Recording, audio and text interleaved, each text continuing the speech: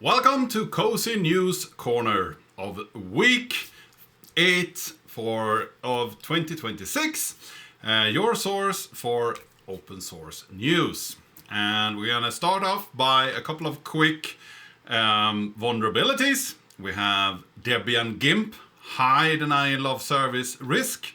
So upgrade GIMP if you don't want this program to be unresponsive if you get some very tailored PNGs, and it can also lead to arbitrary code execution, which is not good. Next up, let's see here. Next up, we have Abanto 2510, new TLS, important dose denial of service vulnerability. So that is something that you need to upgrade for as well. Next up, we have AIO HTTP. Also denial of service request smuggling. So there's another one that you need to upgrade in the latest Abanto versions. And last but not least, we have Python Django, which has also a pretty hard denial of service and information disclosure and directory traversal and SQL injection. So there is a bunch of different things that are needs to be fixed in this version.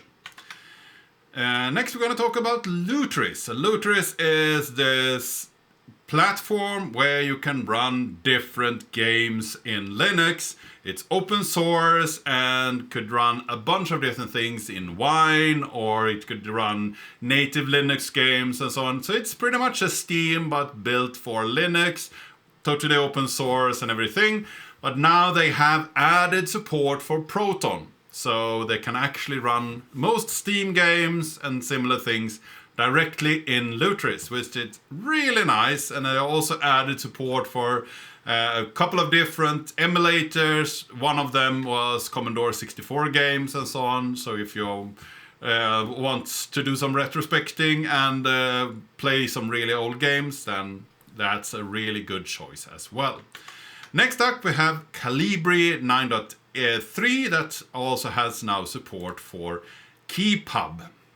And this is something that could be read by the Kobo reader. It's a particular reader. I'm not sure how big of a reader that is, but it's available for Android and iOS and so on, and is used by a couple of different larger interested parties here, so it's good that they have added that support as well. I didn't see that EPUB check had any checking for KeyPub.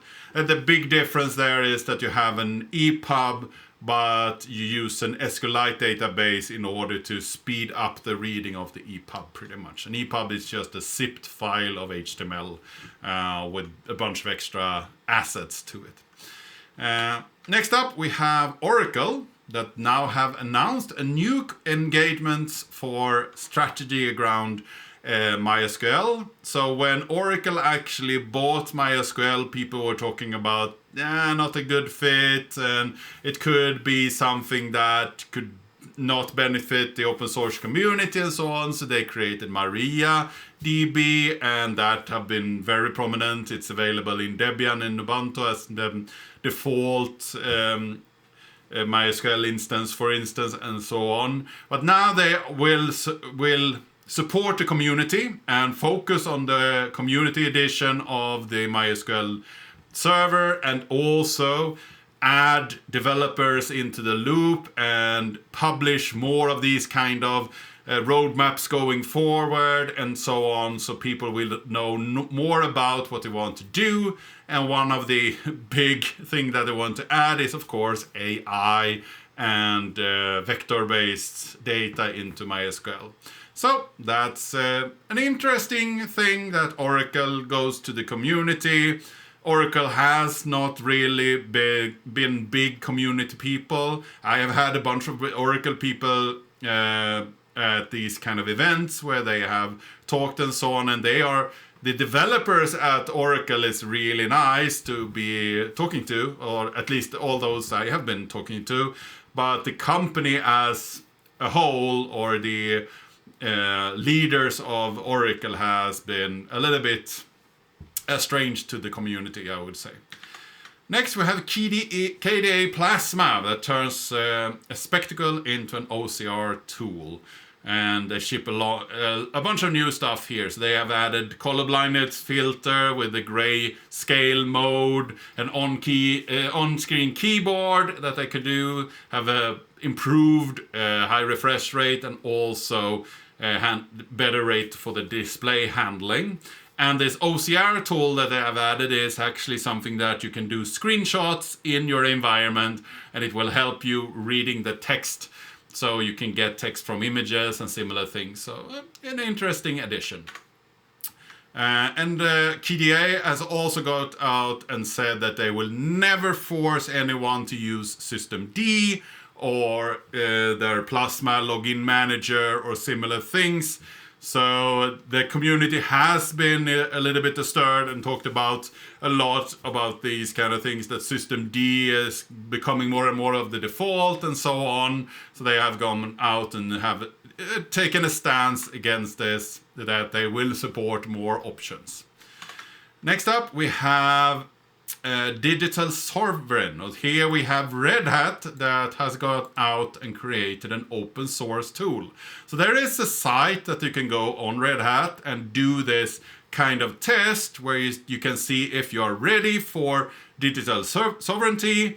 It takes about 10 to 15 minutes. It's 21 questions, and then the tool will figure out from your answers if you are ready and give you a score. So the scoring could look something like this, that you have a 38% readiness and so on. But the tool is also open source, so you can go to GitHub and download the source and run it on your own system.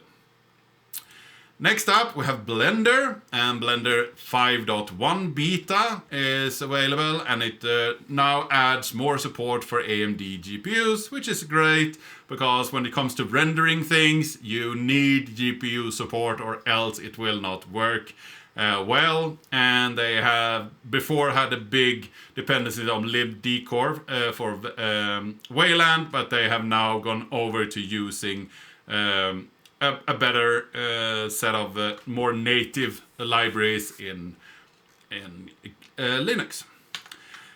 Next up, we have Bottles 62 release, and they add a new dynamic launcher portal.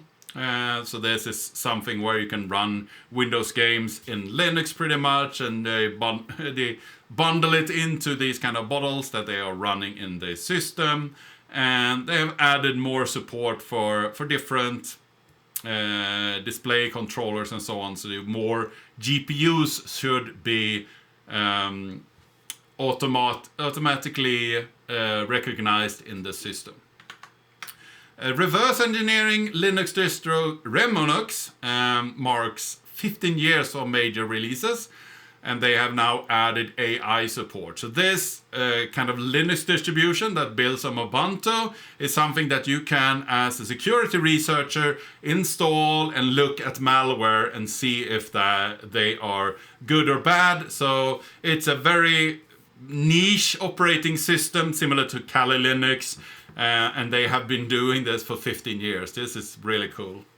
Next up, we have the Mino community that has been a little bit in a turmoil because the Mino organization or Mino company has gone out and closed down the project more and more, removed functionality and so on, and made those kind of things paid, which has made the community frankly a bit tired of this. So the new touch on this is that the Mino repository has been archived and closed, and then they have forked it and create a new Mino fork that doesn't have the same name as Mino, but the open source development will go on there, and many of the old features that were removed have now been brought back into this version. So this is a good step, I guess, and it will be going on under the license of AGPL 3 version 3, I believe.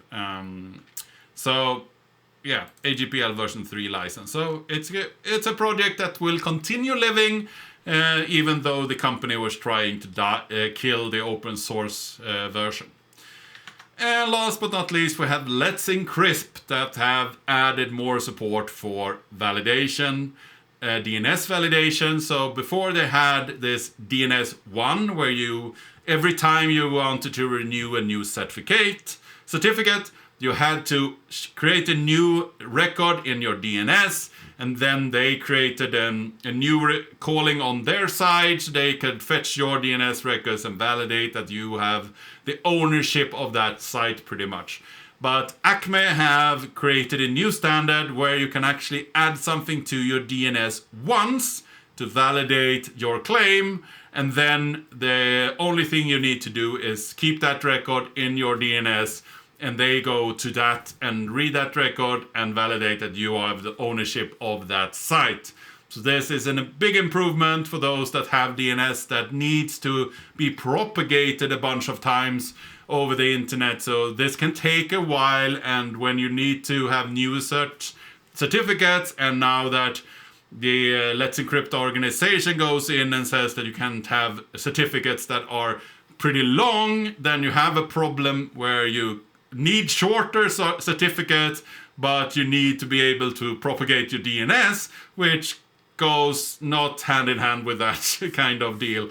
So this is a good addition. Then I also think that having certificates that can live for a year is not something that we should remove from the community or from the internet. Currently, I think my certificates live for about 3 months.